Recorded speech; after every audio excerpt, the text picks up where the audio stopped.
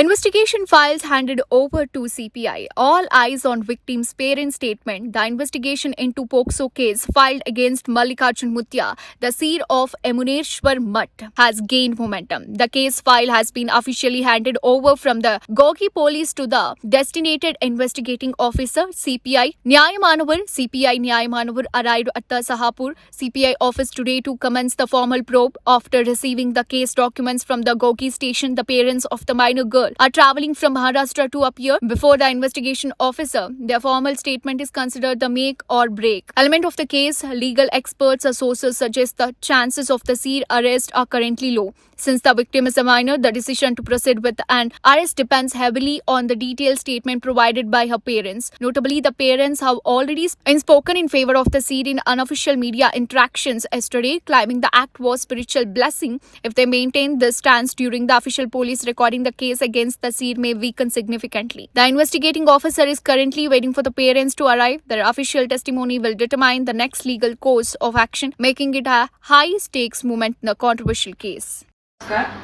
आम्ही दोघं मुलीचे आई वडील आहेत. आम्ही श्री मल्लिकार्जुन मुत्या यांच्याकडे महाल रोजा गावी दर्शनासाठी जातो. गेले 3-4 वर्ष त्यांच्याकडे दर्शनासाठी जातो.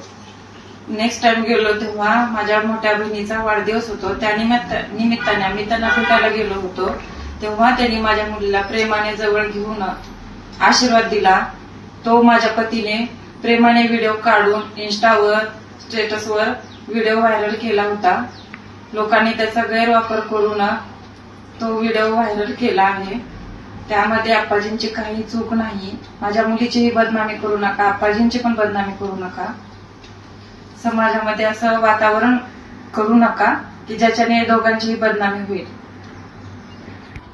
सध्या आप्पाजींवर आणि माझ्या मुलीवर जो घाणेरडा आरोप केलेला आहे तो आरोप काढून टाका. आप्पाजींवर जो खोटा आरोप केला आहे तो आरोप त्यांच्यावरनं काढून टाका ही माझी विनंती आहे.